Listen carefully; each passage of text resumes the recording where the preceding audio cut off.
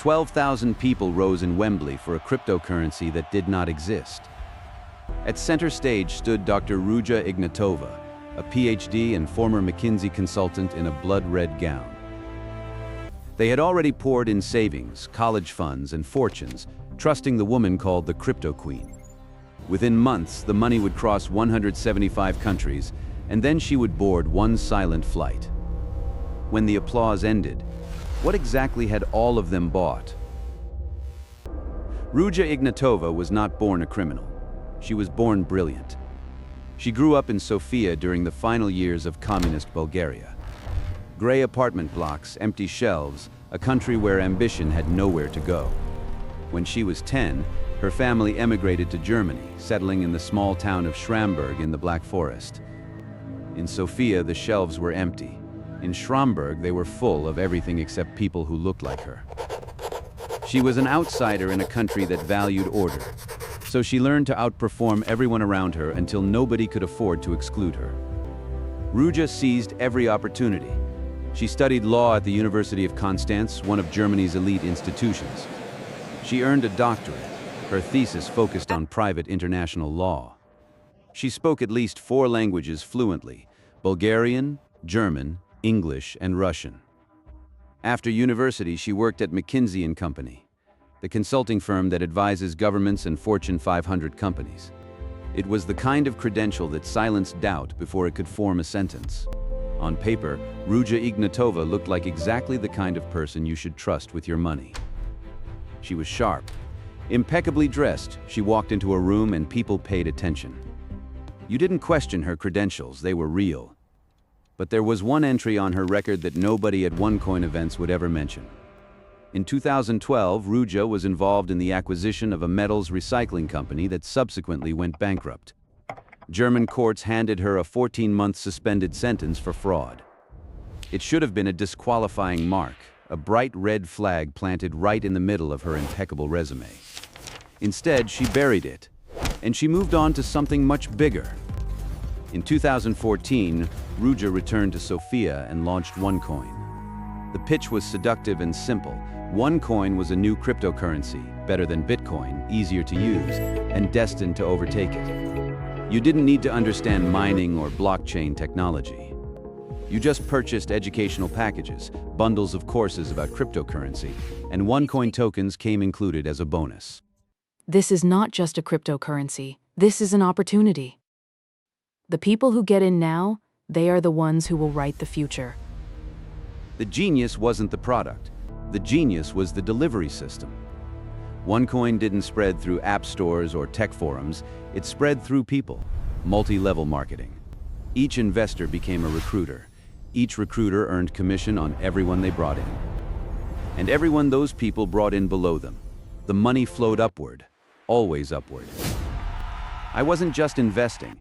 I was building a team. The more people I brought in, the more I earned. It felt like I was running a business, not joining a scheme. Within months, OneCoin had spread from Bulgaria to Germany, to the UK, to India, to Africa, to Southeast Asia. Recruitment events filled hotel ballrooms. PowerPoint presentations promised returns that would make Wall Street blush. And at every event, a portrait of Dr. Ruja Ignatova hung behind the stage, the brilliant woman behind the revolution. By the end of 2015, OneCoin had generated hundreds of millions of dollars in revenue. And Ruja Ignatova was just getting started. There was one problem with OneCoin that nobody seemed to notice. It wasn't a cryptocurrency. A real blockchain, the technology behind Bitcoin, Ethereum, every legitimate cryptocurrency, is a decentralized ledger. Thousands of computers around the world independently verify every transaction. The data is cryptographically hashed, linked in chains, and distributed so that no single person controls it. That's the entire point. No central authority. No one person can change the numbers. OneCoin had none of this. Behind the marketing, behind the Wembley stages and the diamond earrings, OneCoin's blockchain was a SQL database. A standard database table. One server, one person with admin access could change any number at any time. There was no mining, no cryptographic hashing, no distributed verification.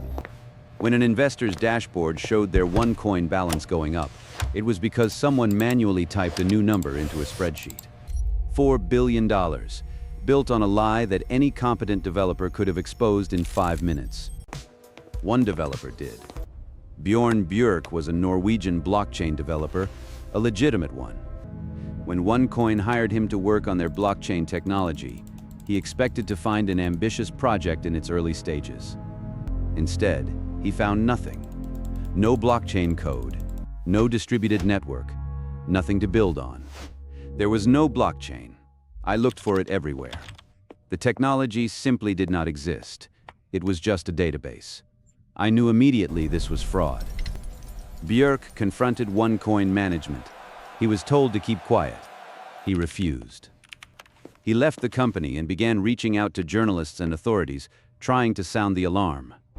But OneCoin was generating too much money in too many countries for anyone to take a single whistleblower seriously. The machine kept grinding. And the man who built that machine was still at work. Sebastian Greenwood was Ruja's co-founder, the operational brain behind OneCoin's MLM engine. If Ruja was the face that filled arenas, Greenwood was the architect who designed the recruitment infrastructure that filled bank accounts. A veteran of multi-level marketing, Greenwood understood the psychology. Commission-based recruitment, tiered reward systems, the social pressure of seeing friends and family succeed while you hesitated. The product doesn't matter. What matters is the system. The system sells itself. Together, Ruja's credibility and charisma, Greenwood's operational machinery, they had built something that shouldn't have been possible. A Ponzi scheme disguised as a cryptocurrency, spread through multi-level marketing, operating in more than 175 countries simultaneously. By 2016, OneCoin's estimated revenue had passed $4 billion. Regulators in several countries issued warnings. Financial authorities in Germany, the UK, and Belize flagged OneCoin as suspicious. But for every country that raised a red flag, OneCoin simply shifted its operations to countries where regulators couldn't reach. The money kept flowing, the believers kept believing, and Ruja Ignatova was now one of the wealthiest women in the world. She owned a penthouse in the Kensington neighborhood of London, a mansion in Sofia, a luxury yacht. She traveled by private jet. She dined at the most exclusive restaurants in Europe with bodyguards at the door. But behind the designer gowns and the diamond earrings, something was changing. The walls were closing in. By the summer of 2017, the cracks were visible if you knew where to look. China had cracked down. Authorities arrested 98 OneCoin promoters and seized $30 million in assets. India followed. Police raided OneCoin offices in Mumbai and arrested local recruiters. Italy's antitrust authorities slapped OneCoin with a fine of approximately €2.5 million. Finland's central bank issued a formal warning. Germany's financial regulator, BaFin, classified OneCoin as a suspected pyramid scheme. And the BBC was investigating. We started receiving documents, internal communications, investor complaints. The pattern was unmistakable. This was not a cryptocurrency. This was a fraud. Ruja Ignatova was still making public appearances, but fewer of them. Her speeches grew shorter. She canceled events at the last moment. The woman who had once commanded 12,000 people at Wembley was retreating into the shadows. Then she made a decision. On October 25, 2017, Ruja Ignatova boarded a Ryanair flight from Sofia to Athens. Flight records confirmed she was on the plane. She landed at Athens International Airport. And then, nothing. She never used her known passports again. Her phone went dark. Her email accounts went silent. Her London penthouse stood empty. Her yacht sat unused. Ruja Ignatova, the Cryptoqueen, the woman who had stolen $4 billion from an estimated 3.5 million people, had vanished. Not arrested, not found dead, not in hiding with a public trail. Just gone, as if she had planned this moment from the very beginning. In the chaos that followed, someone had to pick up the pieces. Konstantin Ignatov, Ruja's younger brother, stepped into the void. He took over OneCoin's operations, maintaining the facade, continuing to collect money from investors who didn't know their Cryptoqueen had fled. Konstantin made public appearances. He gave speeches, he tried to project confidence. But he wasn't Ruja. He didn't have her charisma, her intellect, or her ability to make a lie sound like a prophecy. OneCoin without Ruja was a body without a brain, still moving, but directionless. Everything is fine. OneCoin is stronger than ever. My sister is taking a temporary leave for personal reasons. Nobody believed him, and the FBI had just found their way inside. The Federal Bureau of Investigation had been watching OneCoin since 2015. A small unit within the Southern District of New York had begun assembling the case. Subpoenaing financial records, tracing wire transfers, mapping the elaborate network of shell companies that Ruja had used to move money across borders. The money trail was staggering. Billions of dollars had flowed from individual investors in more than 175 countries into OneCoin accounts, then immediately been routed through layers of shell companies registered in the British Virgin Islands, the Cayman Islands, and Panama. From there, the money was converted into real estate, luxury goods, and untraceable assets. By the time investigators followed the trail to its end, the money had been washed so thoroughly that recovering it would be nearly impossible. The scale was unlike anything we'd seen in cryptocurrency fraud. Billions of dollars, 175 countries, millions of victims, and the person at the center of all of it had already disappeared. But Ruja was gone. The FBI needed someone who could talk, someone who had been inside the machine. In late 2018, a breakthrough. FBI analysts discovered a single wire transfer from a OneCoin shell company registered in the British Virgin Islands to a real estate firm in Dubai. The property purchased was a $15 million penthouse, registered under a name no one had ever heard of. But the transfer authorization bore digital patterns that matched Ruja's known banking signatures. For the first time, investigators had evidence that the Cryptoqueen was still alive after her disappearance, and still spending. They needed someone closer, someone who knew where the bodies were buried. We need to see your... And they found him at an airport. On March 6, 2019, Konstantin Ignatov landed at Los Angeles International Airport on a flight from Europe. FBI agents were waiting at the gate. They arrested him on the jet bridge before he cleared customs. Konstantin didn't resist, and he didn't stay silent for long. Within days, he began cooperating with the FBI. He told them everything: the fake blockchain, the SQL database that passed for technology, the money flows through shell companies, the commission structures that kept investors recruiting even as the system rotted from within. And he told them about Ruja, her escape plans, the contacts she'd used to obtain fake passports, the organized crime connections that had helped her disappear. She planned everything. The passports, the money transfers, the routes. She knew this day was coming long before she left. Konstantin's cooperation cracked the case wide open. But he wasn't the only domino falling. Sebastian Greenwood, the architect of the MLM machine, had been arrested in Thailand in 2018. Thai authorities detained him at the request of U.S. federal investigators. He was extradited to the United States to face charges of wire fraud, securities fraud, and money laundering conspiracy. In 2023, Greenwood stood in a federal courtroom in Manhattan and pleaded guilty. His statement was the final confirmation of what investigators had known for years. OneCoin was not a real cryptocurrency. There was no real blockchain. He was sentenced to 20 years in federal prison. The architect of the machine had been dismantled.